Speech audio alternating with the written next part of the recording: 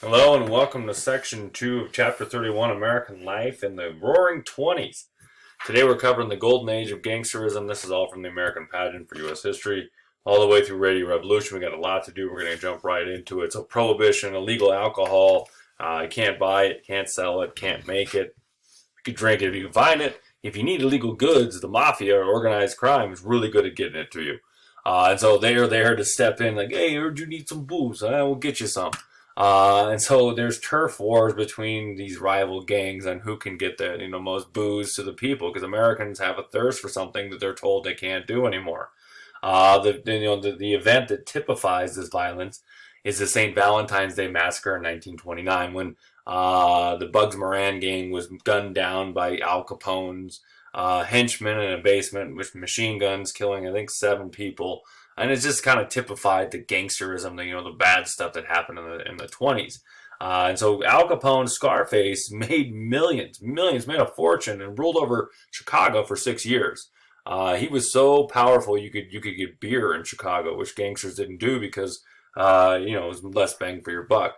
He used his money to pay out policemen, judges, lawyers, you name it, all to turn a blind eye and let him do his thing. Eventually, he was tried and convicted not for murder, not for money laundering or racketeering or bootlegging, but for tax evasion. Apparently, if you make a lot of money on illegal goods, you still have to pay your taxes. And so he went to jail for 11 years at a Cush jail in Florida, where he died of a disease that was kind of nasty. Gangsters began after this to move into more profitable and illicit activities: prostitution, gambling, narcotics, kidnapping for ransom after the repeal of prohibition in 1933. That's not very wholesome stuff, is it? But it makes for good movies, I guess. Charles Lindbergh, we're going to learn about him a little bit later. In the 30s, his son was tragically kidnapped and murdered by a guy named Bruno Hauptmann. Very sad story that the public followed along. One of the first real kind of sensationalized celebrity stories from American history. Congress actually passed a Lindbergh Law of 32, making interstate abduction in certain circumstances a death penalty offense. Here's Al Capone here, most powerful man in America for a while, a speakeasy, and then we've got a still to make some moonshine, to make some hooch right here. This is actually a map of the U.S. today. The blue counties, they're wet counties. You can buy alcohol. Yellow, they have certain restrictions. And then the red counties are actually dry counties. There are dry counties still in the United States, including here in Tennessee and in Kentucky. In Tennessee, the county that produces Jack Daniel's whiskey, it's illegal to buy Jack Daniel's. You can go to the distillery and try it, but you can't buy it. Welcome to America. So the 1920s, education. There's a lot going on in the 20s. States start to put a larger focus on education. A new education professor named John Dewey comes to power, or comes to prominence with his ideas that you should be learning by doing. Instead of sitting here listening to me, you should be making your own videos based on what you read or what you research. So get off your hiney and start making videos, will you? He believed that education for life should be a primary goal of every teacher. The teacher should never stop learning. I'm reading all the time. There you go. Hope your teachers are doing that too. Science and healthcare improved in the 1920s. And then there's this case based on education that kind of just typifies the turning of the page, the dawn of the modern era in America. It's the Scopes monkey trial. So in 1925, Tennessee was illegal to teach evolution in science. John Scopes, a substitute teacher, taught it. He was arrested. And so the trial becomes this sensationalized trial that everyone in America, most people in America follow along. It's a circus-like atmosphere, and it really pits the old, traditional 19th century America, rural, kind of very faith-based, versus the new, modern, urbanized, science-based America that was emerging. The ACLU, the American Civil Liberties Union, and Clarence Darrow defended him. The prosecution was former presidential candidate and former Secretary of State William Jennings Bryan. Jennings Bryan was a devout Christian. He was a literalist, which meant that he believed the Bible was literally true. He took the stand himself, and under his cross-examination with Clarence Darrow, he answered his questions truthfully, that the world was a little over 4,000 years old, that Eve was created by Adam's rib, that Jonah was swallowed by a whale or a big fish, and all these things. And he believed that literally, and so people kind of, ridiculed him in the public. Ultimately, Bryan wins the trial. The whole nation follows along. Scopes loses, and so William Jennings Bryan's the guy. He wins the trial. Scopes is fined $100, but Brian's humiliated after testifying. In fact, he dies just several days later of a heart attack. Kind of sad. And so it's really this is a symbol of the clash of morals between the rural and the urban, between the traditional and modernity. It's the dawn of the modern age, and this one little trial in Tennessee kind of encapsulated all of it. This is a Anti-Evolution League. These are some the Battle of Revolution selling books here on the streets in Tennessee. They were selling stuffed monkeys, and there's the press all over, and it's just kind of a wild thing going on. The economy of the 1920s was extremely strong. After a couple little bit of years of adjustment with labor strikes, the economy of the 20s grows, and people have more money, they have more leisure time. World War I and Treasury Secretary Andrew Mellon, his tax policies helped bring prosperity in the mid-20s. And then they took the same techniques, the same ideas to brainwash people, or indoctrinate people to hate Germans or plant victory gardens or, buy a Liberty loan. Those were used. They said, hey, we could sell stuff, instead of trying to get you to hate Huns, let's have Babe Ruth sell you some Red Rock Cola. It's the finest cola I've ever tasted. This was all based on World War I techniques. Businesses grow because they become more efficient with the use of electricity in their factories and mass production through the assembly line. Henry Ford didn't invent it, but he perfected it. And that, coupled with electricity, made factories more efficient. They could produce goods at a faster rate at a lower cost, which made goods cheaper for the people. You also have welfare capitalism. They figured out that, hey, if you treat your workers well, they'll work hard for you. If you give them some incentives, they might try a little harder instead of saying, hey, if you don't do this, you're fired, or if you get your hand cut off, sorry, tough luck, should have been smarter. You also get the advent of chain stores. The idea that if you went to a store in one town and the same store in another town, they have the same stuff and the same prices. It's second nature to us. It was new to them. Some of the first chain stores, the A&P grocery store, the Woolworth Five and Dime store, grew across the country.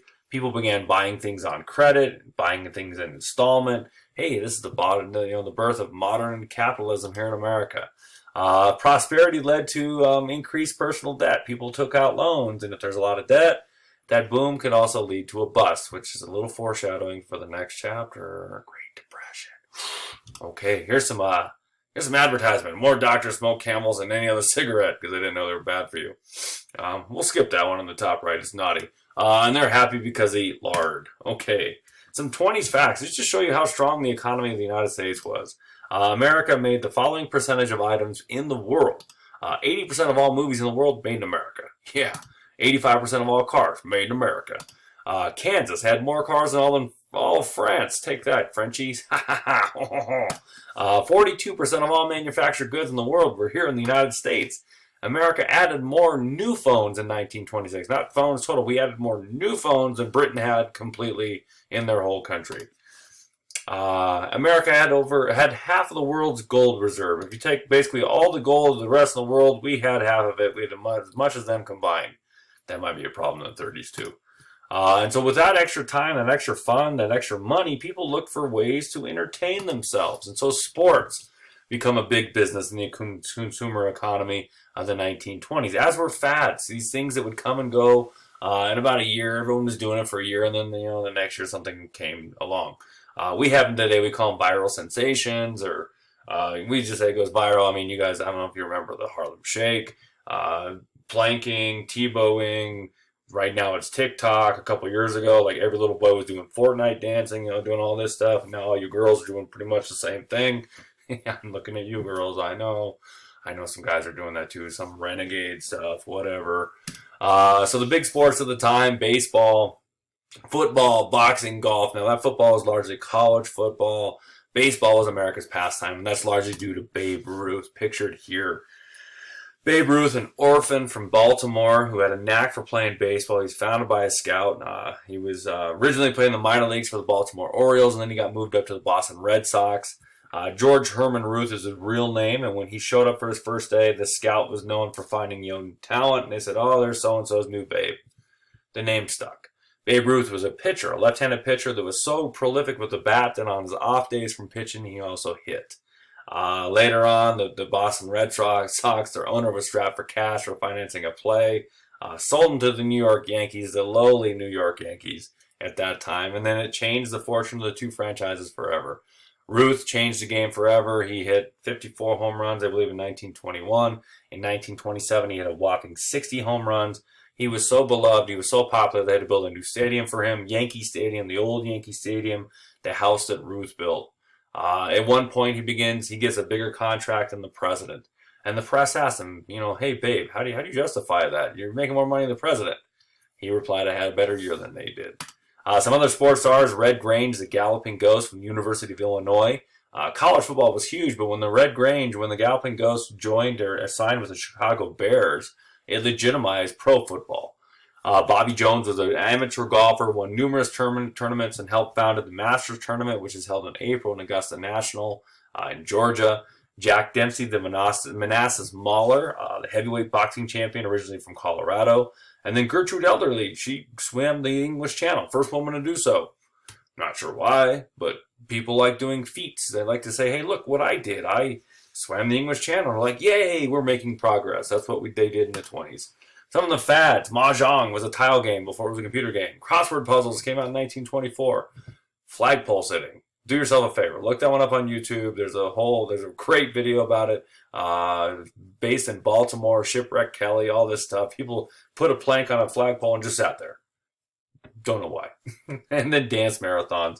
People would dance for hours on end for prizes. There's Babe Ruth when he was a pitcher. This is the house that Ruth built. Yankee Stadium was so big, the fans in the cheap seats couldn't tell who was hitting, so the Yankees put numbers on them so they could identify who they were. They put the number of the player on the order they hit in the order. Babe Ruth hit third, and so he was number 3. Lou Gehrig hit fourth, so he's number 4.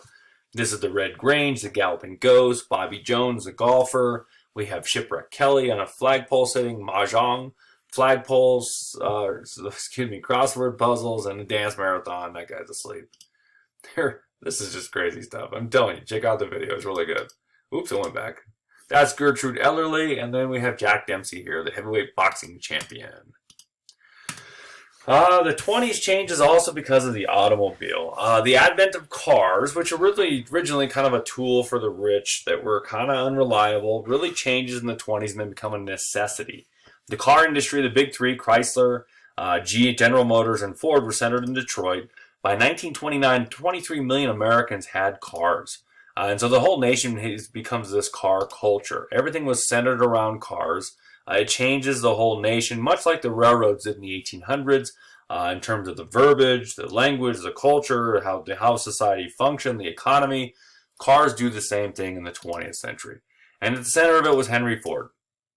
Ford was a mastermind in terms of business. He didn't invent the car. He didn't invent the assembly line, but he put the two together. He perfected them.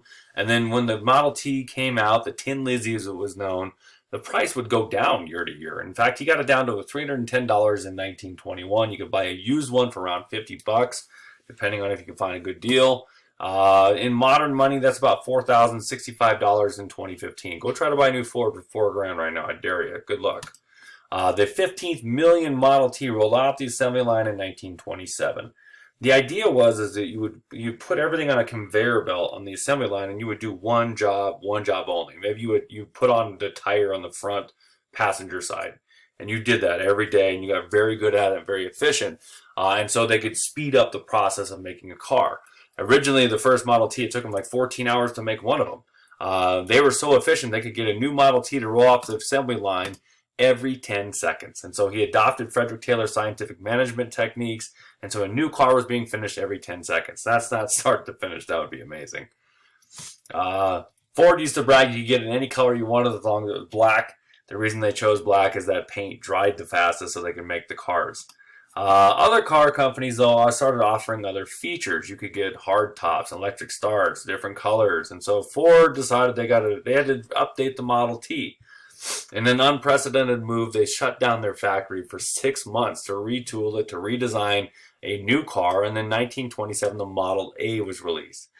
They learned their lesson, though. They lost a lot of money by doing that, and so now car companies have a different research and development group for building, and then when they're ready, they convert their factories over, and they never have a gap in their production. Kind of a crazy thing there that Henry Ford did. Here's an old Tin Lizzie that has been repainted. Pretty hardy car. One thing I'll go back here about Henry Ford, just to give an example of how efficient he was. One day he went through and was looking at the factory, and they used to make the wheels of the Model T out of wood. And so they had this big machine to carve out the wheels. And so he looked and said, "Look at all this scrap wood. What do you guys do with it?" They said, "Oh, we throw it away." He's like, "Well, that's wasteful. We can make money off this." And so he had his research team look at it, and they decided they could take these wood chips and then cook them, fire blast them and make them into charcoal briquettes. And hence the American barbecue was born. You go, charcoal. And you know the company, Kingsford Charcoal. Kingsford. Hey, Ford, Henry Ford Charcoal. That's just kind of an idea of how he figured some stuff out. Yay. This was the cost of a Model A or of a Model T just dropped over the years. Kept plummeting. It's kind of remarkable that happened. This is the total number of cars. You can see it just spikes. It goes extremely up in the 1920s. You have the Great Depression. Hey, the Great Depression's almost over. World War II. Nope. And then we like cars. Yay. The rest of the world's catching up still. We're probably causing greenhouse gases. Our bad. Other industries are affected by the car. The demand for roads, the demand for highways, gas stations, steel, rubber, glass, oil, you name it. Cars used to be made out of steel, not plastic. Everything that had to do with the car was making money. The first transcontinental highway was the the ocean-to-ocean Piedmont to Pacific Highway, the PPOO. Kind of lost in history. You might want to look that one up. Businesses along the roads grew. Those that weren't along the roads, they vanished. Tourism boom, the modern family road trip, oh boy, was born. And then you can go scream at your brother and sister in the back of a car and something you get sick, and it's supposed to be fun, right? More people living in the suburbs. You could live further and further away because you didn't have to, live close to work. You could drive to work now. And even the modern high school came to be the modern school because of the school bus. Instead of having one-room schoolhouses in the neighborhoods, you could consolidate. You could bring all the kids into a central location. You have more teachers, more subjects, more activities. You could have bigger buildings. You could offer extracurriculars. You could offer drama and band and sports. Yay, high school. Here's a gas station from 1923. Fun stuff, huh? This is the modern woman in the driver's seat. Women could drive as well and run their errands, and it made their life easier as well. Not only do we have cars, we have planes. You can fly now. On December 17th, 1903, Orville and Wilbur Wright, bicycle mechanics from Dayton, Ohio, made their first flight lasting 12 seconds. It flew 120 feet. It was heavier than air. It wasn't a hot air balloon or a Derringer or something like that. Not Derringer, that's a gun. A Zeppelin, we'll just say. This is in Kitty Hawk, North Carolina. Fast forward 15 years, and the airplanes are deadly and used in World War I. After the success of planes in World War I, private companies began operating airlines, airmail. You have stunt devils or dust devils and all this. And then this one feat to kind of show the progress of aviation. There was a cash prize, $25,000 prize to fly across the Atlantic Ocean. Many people have tried and they failed. So Charles Lindbergh, this young guy from Minnesota, got a group of advisors or investors in St. Louis to finance it. And then in San Diego, they designed this plane, the Spirit of St. Louis. And if you look closely, there's no windshield there. It's essentially a flying gas tank. They designed it. It could fly. It was pretty light. It could hold tons of fuel. And so they thought this was the plane to do it. He takes off from San Diego, flies to St. Louis to show off his investors, hey, here's my plane. Then flies to New York, lands there, and he's supposed to, get a good night's sleep, but he's so nervous he can't do it. The next day, he's kind of groggy. He takes off, takes off before, over some power lines. His plane stocked with fuel, a wicker basket, a couple sandwiches, and a coffee can to do nature's business. 27 hours later, he shows up in Paris. He almost crashed several times. People are amazed that he could do this. It energizes the nation. It energizes the aviation industry. This was just this impossible task, and this was the idea of progress. The world was becoming a better place, and here was evidence of it. Humans could fly a plane by themselves across the Atlantic Ocean. It made the world a lot smaller. He came home to a ticker tape parade. To show you how popular this was, when World War I ended, they dropped 155 tons of debris, not all at once, but they threw paper out of the windows. When Lindbergh came back to New York City, 1,800 tons. That's a lot of waste. Kind of a big deal. Here he is with this plane. This is actually in the National Aeronautical and Space Museum in Smithsonian. Only the front of it is metal. The rest is pretty much canvas and wood. Pretty neat. Go check out the museum if you get a chance. And then lastly today, Guglielmo Marconi invented the wireless telegraphy, or the telegraph, in the 1890s. You're going, wireless telegraph? Oh, radio. Wow. Now this used to be just a tool for kind of, tech geeks that want to mess it around. And then somebody figured out we could make money with this. And so KDKA, the first commercial broadcast radio station, started in 1920. They figured out that if you put things on the radio that people want to listen to, they'll tune in. Then you can sell time to advertisers and make a profit. By 1923, there's 600 stations across the nation. They offer news, concerts, sports, comedies, you name it. You could tune in and listen. People would gather in their house around the warm glow of the radio and love their favorite shows. And then, of course, you have advertising. This is the first mass media in American history, where everyone's tuning into the same things. And it's ironic because the cars are sending people out, but the radio's bringing them back home. Yay. That's all I have for today. Kind of a long one. If you have any questions, let me know.